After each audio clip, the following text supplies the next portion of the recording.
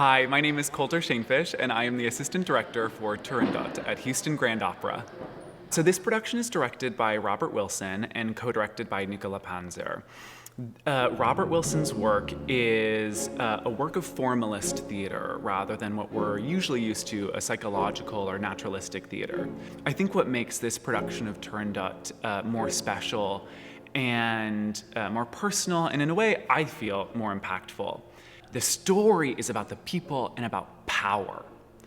And that's what Bob is focused on, and this show is really about. Bob creates a more focused production. He is one where, in most operas he goes to, he sees the stage and he can't hear the music. He has to close his eyes just in order to hear something because there's too much happening in his eyes. And so the brain gets cluttered and we lose stuff. And so what Bob does is he really focuses in. And that way we're able to see the action, hear the language, and feel the music at the same time. It takes quite a bit of humility to do a show like this. We're used to, especially performers, it's about us, it's about being a person and like alive on stage. Whereas in the Wilson Theater, everyone is truly on the same playing field. That chorister is just as important as, the par can fourth to the left, the light fourth to the left. Because if that chorister is out, we lose something. If that light is out, we lose something. And so he creates a theater of equals, of collaborators. A lot of directors, work with text and work with music and sound and lights, and we try to create something on stage, and yet Bob truly sees. He creates with images. And I think what's so amazing is there are moments of real payoff in the show of where we're given kind of a vacuum, and then it gives us the strongest image on the strongest music, and you're sitting there just like as it happens, and it is breathtaking. There are moments where you absolutely cannot breathe. It's cool. It's awesome.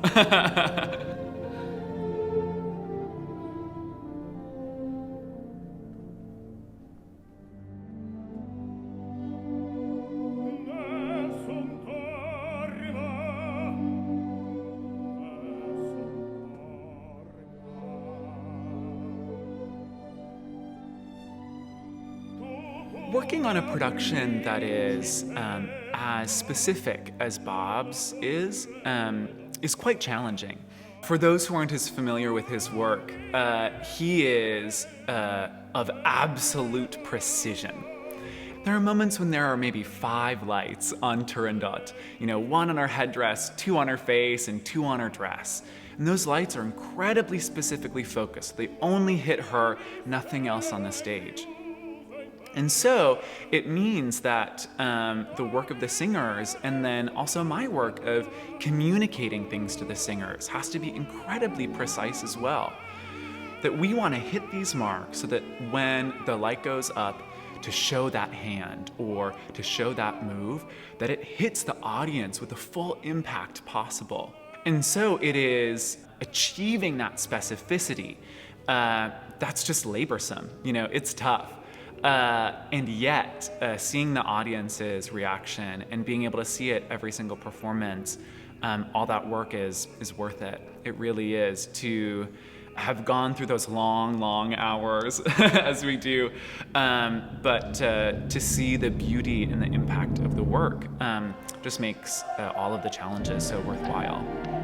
One of the little tricks that Bob uses with light that never really occurred to me and also makes perfect sense is there a moment right after the pause in Act 1 where the curtain comes up and we need it to be a really sharp bump of light up. And so with the curtain coming up, we don't want to see anything that happens on stage.